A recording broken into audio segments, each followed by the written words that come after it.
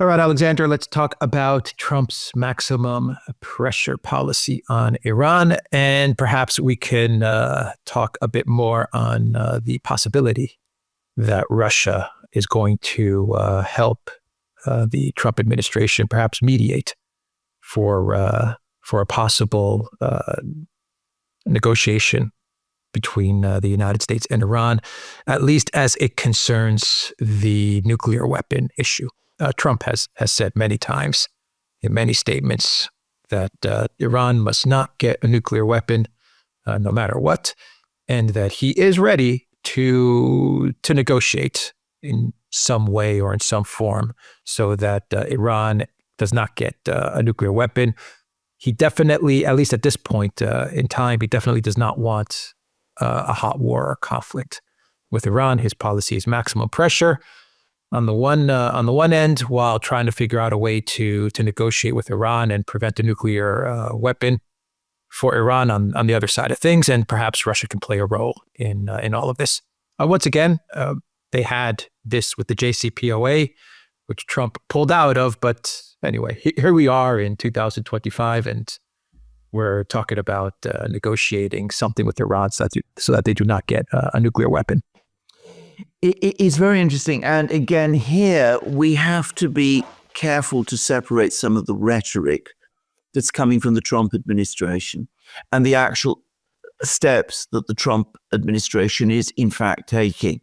It is now becoming increasingly clear that Donald Trump does not, exactly as he said, want a war with Iran.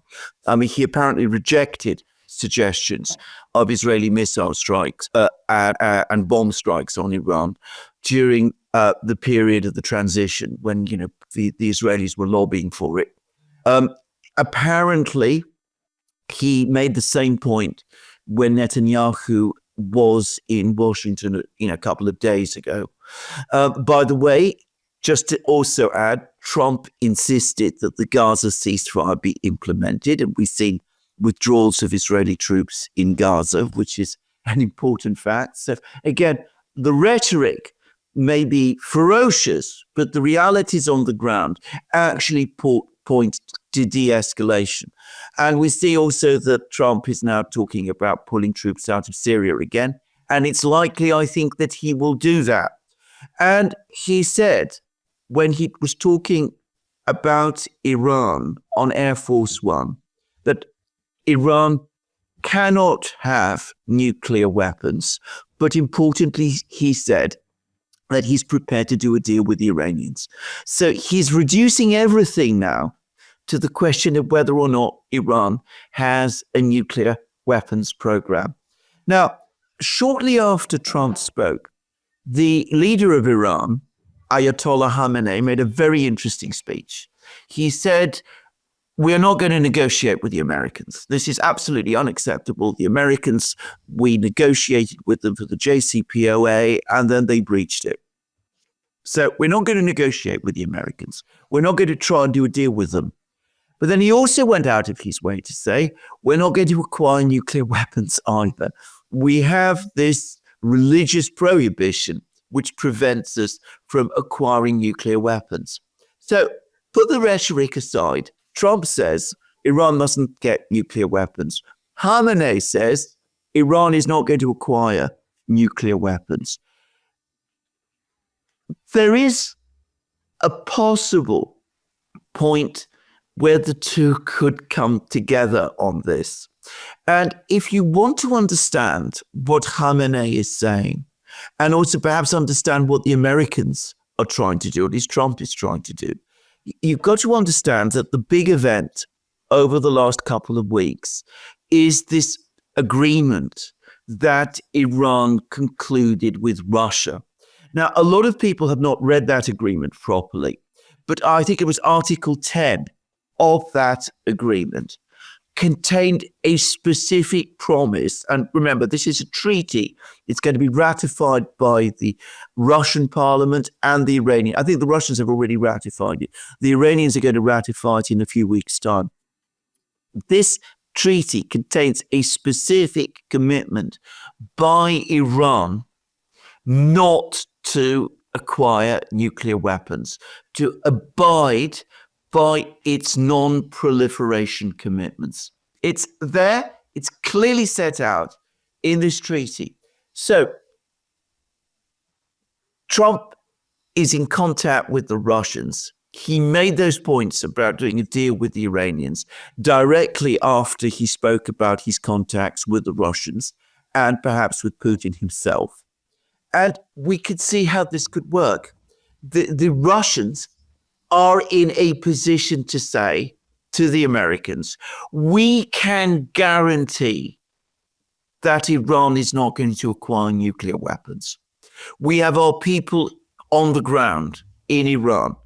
We are going to take over and run their civilian nuclear facilities. We're going to expand the Bushehr nuclear power station, but we have our technicians, our people on the ground.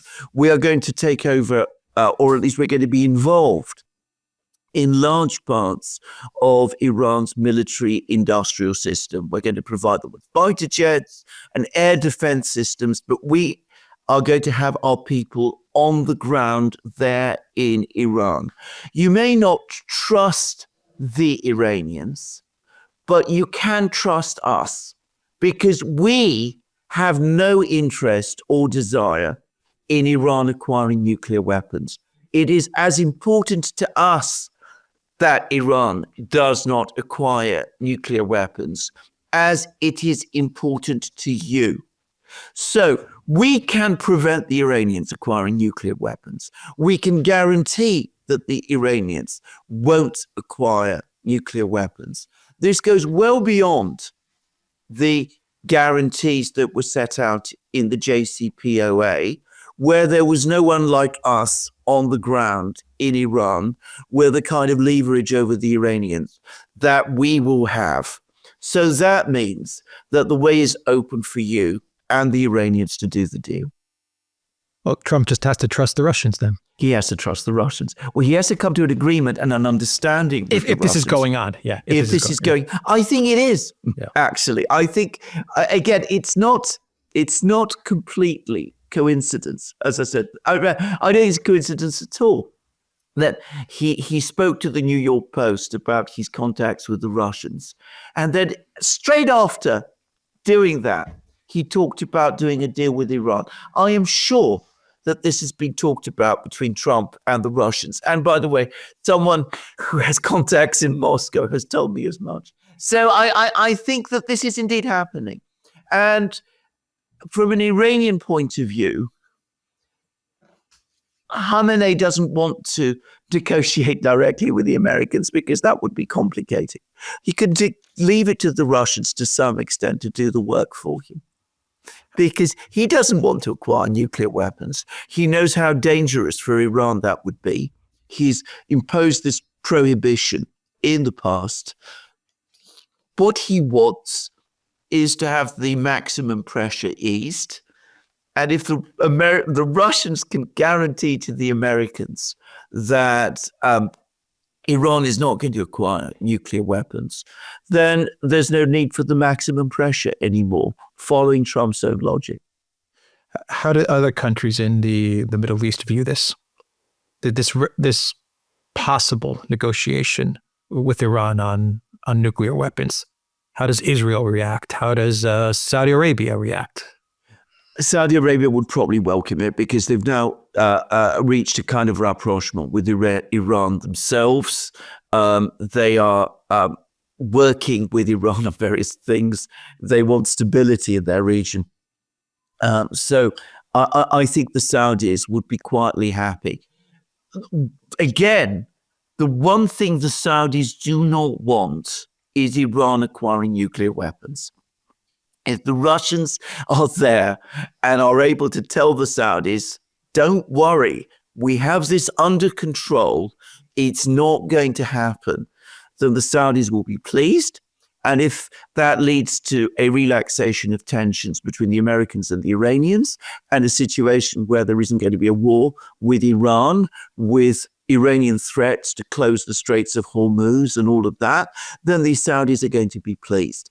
Israel is in a different position completely because Netanyahu and some of the people in Israel have for many, many years been obsessed with Iran. They see Iran as the major danger to Israel. And they talked about cutting off the head of the snake. We saw that right through 2024, the various steps that were being made to try to set up a confrontation between Israel and Iran. There is no doubt at all in my mind now that the Biden administration was fully involved in every one of those steps. You know, the bombing of the Iranian embassy in Damascus, the assassination of Haniyeh in Tehran, all of those things. The Israelis have now found that they have in Trump a president who doesn't want to go there and who's talking about doing a deal with Iran. So how does this affect Israel and Trump with regards to what he's been saying about Gaza then? I mean, does this carry over to that or can this be separated, Iran and the United States and Israel and Trump when it comes to Gaza? Right. Well, I think the first thing to say is look at this from Israel's long-term real security interests. If there is general stability and peace in the Middle East, that leads to stability and peace for Israel itself. And perhaps out of that, some kind of general understanding and agreement can come. What, of course, it prevents happening is some of these wild ideas that have been floating in Israel of, establishing greater Israel, rebuilding the temple, all of that kind of thing. If that is your priority, obsession with Iran. I mean, he's obsessed with Iran. Absolutely. Netanyahu's obsession with Iran, all of these things. If those are your priority, then this is bad news for Israel. If the security of Israel is your priority, then a situation where there's a general relaxation of tensions in the Middle East is good for Israel, and it might eventually lead. But it's going to be a difficult, complex, and very tortuous road, but it might eventually lead to some kind of settlement of the Israeli-Palestinian conflict, which is at the root of all the problems. All right. We will end the video there. TheDuran.locals.com. We are on Rumble, Odyssey, BitChute, Telegram, Rockfit, and X. Go to the Duran shop, pick up some merch like what we are wearing in this video. The link to the Duran shop is in the description box down below. Take care.